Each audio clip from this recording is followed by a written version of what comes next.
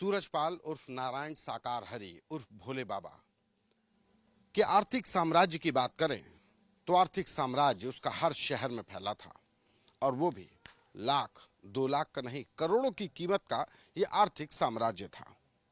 कैसी वानगी है उसके आर्थिक साम्राज्य की, हम बताते हैं। मैनपुरी के ये बिछुआ का आश्रम है। 21 बीघा में ये आश्रम फैला है।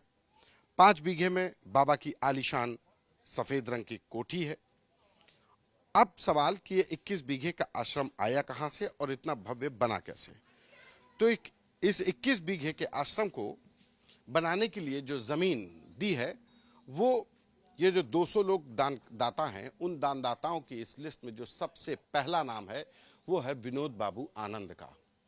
विनोद बाबू आनंद वो शख्स हैं जिन्होंने बाबा को ये 21 बीघा जमीन दान में दी थी, और इसी वजह से उनके नाम के आगे कितने का योगदान है वो नहीं लिखा, धनराशि लिखी नहीं है। अब बात कि ये करोड़ों का ये आश्रम बना कैसे। तो करोड़ों के आश्रम का पूरा हिसाब किताब तो इस सिर्फ 200 लोगों के नाम की लिस्ट में देख सकते हैं। इन सारी 200 लोगों के द्वारा जो रकम दी गई उसको अगर जोड़ते हैं तो 88,35,529 रुपया होता है, जिसकी शुरुआत में सबसे पहले जो सबसे बड़ा दान है वो 2,51,000 का है, वर्षा सिंह संत ने दिया। शिवनगर मैनपुरी की रहने वाली हैं। इसी तरीके से हर व्यक्ति दान देता रहा।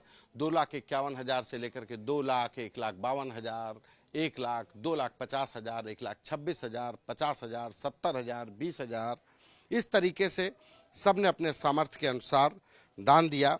और ये 50,000 का दान, ये 200 लोगों की पूरी लिस्ट है। ये नीचे लिखा भी है, समस्त सेवादार भाई बहनों की तन सेवा। और सुधा ओझा आखिरी दानदाता की लिस्ट में है जिन्होंने 10,000 रुपये दिया है। यानी कि कुल मिलाकर 2,51,000 से लेके 10,000 तक के दान देने वालों की ये लिस्ट है, और जिनको जोड़ा जाए तो 88 लाख से अधिक की रकम का हिसाब तो बाबा की दीवारों पर लिखा है। और ऐसे में जो भक्त हैं उनके लिए भगवान की तरह है।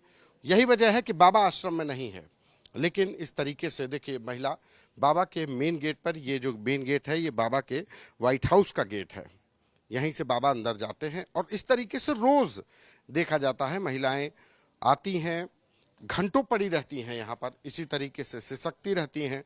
उनके लिए बाबा भगवान हैं, उनके लिए बाबा ब्रह्म हैं।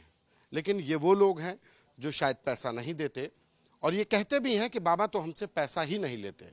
जब बाबा अपने श्रद्धालुओं से पैसा नहीं लेते तो करोड़ों का साम्राज्य कैसे खड़ा हुआ, तो उसका हिसाब किताब ये बाबा की दीवार से साफ हो गया है। और इसी तरीके से बाबा ने कानपुर, लखीमपुर, शाहजहांपुर से लेकर मध्य प्रदेश और राजस्थान में अपने आश्रम बनाए हैं।